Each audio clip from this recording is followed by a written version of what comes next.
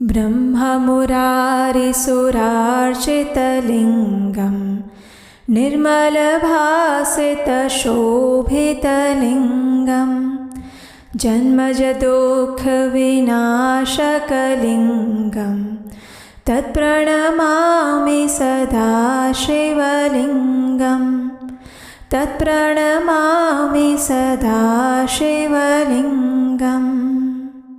कहते हैं कि जब संसार का कोई द्वार नहीं खुलता तब भगवान शिव का द्वार अवश्य खुलता है, और शायद यही कारण है कि दुख में भी सबसे पहले लोगों के मुख से भोलेनाथ ही निकलता है, क्योंकि महादेव केवल देवताओं के देवता नहीं हैं, पितु असहाय के सहारे हैं, निराश के विश्वास और टूटे हुए हृदय की अंतिम आशा भी है।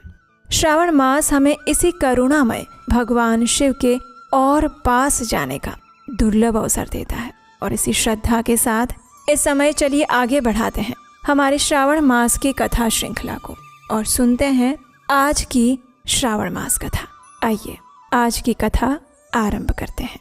सनत कुमार ने कहा, हे भगवान, हे पार्वतीनाथ, हे भक्तों पर अनुग्रह करने वाले, अब आप दशमी तिथि का महात्म्य बताइए। तब भगवान शिव कहते हैं, हे सनत कुमार, श्रावण मास में शुक्ल पक्ष की दशमी तिथि से ये व्रत प्रारंभ करें। पुनः प्रत्येक महीने में शुक्ल पक्ष की दशमी तिथि को ये व्रत करें, और इस प्रकार 12 महीने में इस उत्तम व्रत को करके बाद में श्रावण मास में शुक्ल पक्ष की दशमी तिथि पर इसका उद्यापन करें। राज्य की इच्छा रखने वाले राजपुत्र, उत्तम कृषि के लिए कृषक, व्यवसाय के लिए वैश्य पुत्र, पुत्र प्राप्ति के लिए गर्भिणी स्त्री, धर्म अर्थ काम की सिद्धि के लिए सामान्य जन, वर की अभिलाषा रखने वाली कन्या, यज्ञ करने की कामना वाले ब्राह्मण श्रेष्ठ, आरोग्य के लिए रोगी और दीर्घ काल तक पति के परदेश रहने पर उसके आने के लिए पत्नी, इन सब को और अन्य लोगों को भी इस दशमी व्रत को करना चाहिए। जिस कारण से जिसे कष्ट हो उसके निवारण के लिए उस मनुष्य को ये व्रत करना चाहिए। श्रावण मास में शुक्ल पक्ष की दशमी के दिन स्नान करके देवता का विधिवत पूजन करके घर के आंगन में 10 दिशाओं में पुष्प, पल्लव, चंदन से अथवा जौ के आटे से अधिदेवता की शस्त्र वाहन युक्त स्त्री रूपा शक्तियों का अंकन करके नक्त वेला में 10 दिशाओं में उनकी पूजा करनी चाहिए। धृत मिश्रित नैवेद्य अर्पण करके उन्हें पृथक पृथक दीपक प्रदान करना चाहिए। उस समय उपलब्ध फल भी उन्हें चढ़ाने चाहिए। इसके बाद अपने कार्य की सिद्धि के लिए इस प्रकार प्रार्थना करनी चाहिए, हे दिग्देवता, मेरी आशाएं पूर्ण हो, मेरे मनोरथ सिद्ध हों, आप लोगों की कृपा से सदा कल्याण हो। इस प्रकार विधिवत पूजन करके ब्राह्मण को दक्षिणा देनी चाहिए। हे मुनि श्रेष्ठ, इसी क्रम से प्रत्येक महीने में दशमी तिथि को सदैव करना चाहिए और 1 वर्ष तक इसके करने के बाद उद्यापन करना चाहिए। आइए पूजन की विधि जानते हैं। सुवर्ण अथवा चांदी की अथवा आटे से ही 10 दिशाओं को बनाएं। तत्पश्चात स्नान करके भली भांति अलंकृत होकर बंधु बांधवों के साथ भक्तिपूर्ण मन से 10 दिग् देवी देवताओं का पूजन करना चाहिए। घर के आंगन में क्रम से इन मंत्रों के द्वारा देवताओं को स्थापित करें। इस भुवन के स्वामी और देवताओं और दानवों से नमस्कार किए जाने वाले देवराज इंद्र आपके ही समीप रहते हैं। आप इंद्री नामक दिग् देवता को नमस्कार हैं। हे आशे, अग्नि के साथ परिग्रह यानी विवाह होने के कारण आप आग्नेयी कही जाती हैं। आप तेज स्वरूप और पराशक्ति हैं, अतः मुझे वर देने वाली हैं। आपका ही आश्रय लेकर वे धर्मराज सभी लोगों को दंडित करते हैं, इसलिए आप संयमिनी नाम वाली हैं। हे याम्ये, आप मेरे लिए उत्तम मनोरथ पूर्ण करने वाली हो। हाथ में खड्ग धारण किए हुए मृत्यु देवता आपका ही आश्रय ग्रहण करते हैं, अतः आप निरुति रूपा हैं। आप मेरी आशा को पूर्ण कीजिए। हे वारुणी, समस्त भुवनों के आधार और जल जीवों के स्वामी वरुण देव आप में निवास करते हैं, अतः मेरे कार्य और धर्म को पूर्ण करने के लिए आप तत्पर हों। आप जगत के आदि स्वरूप वायुदेव के साथ अधिष्ठित हैं, इसलिए आप वायव्या हैं। हे वायव्ये, आप मेरे घर में नित्य शांति प्रदान करें। आप धन के स्वामी कुबेर के साथ अधिष्ठित हैं, अतः आप इस लोक में उत्तरा नाम से विख्यात हैं। हमें शीघ्र ही मनोरथ प्रदान करके आप निरुत्तर हों। हे ऐशानी, आप जगत के स्वामी शंभु के साथ सुशोभित होती हैं। हे शुभे, हे देवी, मेरी अभिलाषाओं को पूर्ण कीजिए। आपको नमस्कार है, नमस्कार है। आप समस्त लोगों के ऊपर अधिष्ठित हैं, सदा कल्याण करने वाली हैं। और सनक आदि मुनियों से घिरी रहती हैं।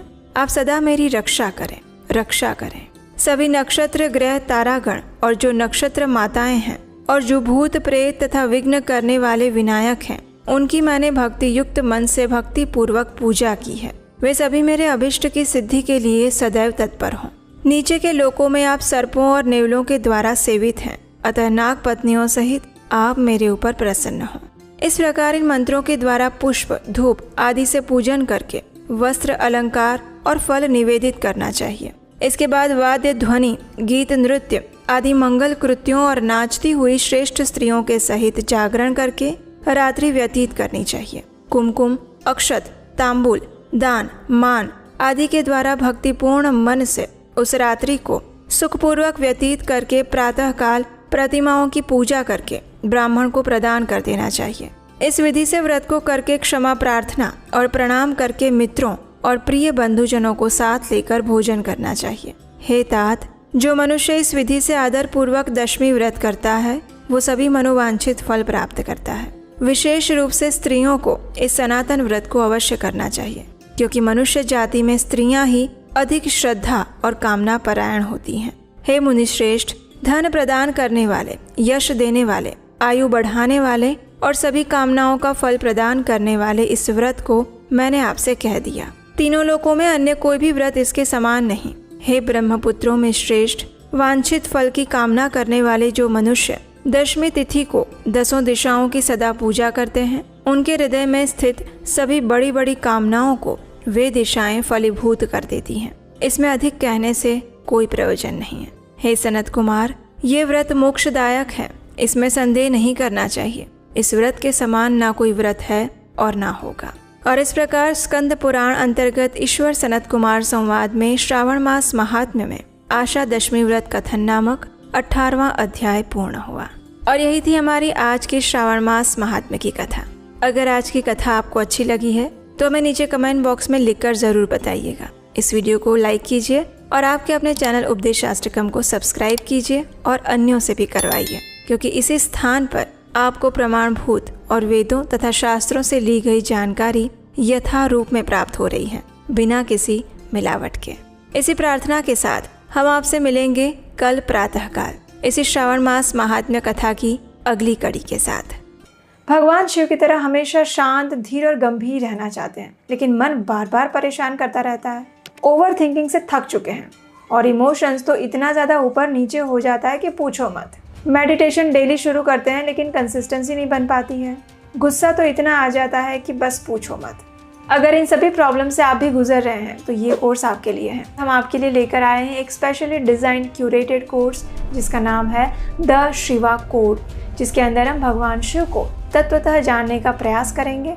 उसके अलावा भगवान शिव के जीवन से हम अपनी लाइफ में प्रैक्टिकली क्या सीख सकते हैं वो भी हम जानेंगे। मेडिटेशन को सरल कैसे बनाया जा सकता है, अपने इमोशंस को कैसे कंट्रोल किया जा सकता है और भगवान शिव के पास टाइम से हमें क्या शिक्षाएं मिल रही हैं। और उसके अलावा 5 माइक्रो हैबिट्स जो आप अपने जीवन में भगवान शिव के जीवन से उतार सकते हैं। लिमिटेड टाइम ऑफर है तो जल्दी से जाइए, नीचे डिस्क्रिप्शन बॉक्स में लिंक दिया गया है।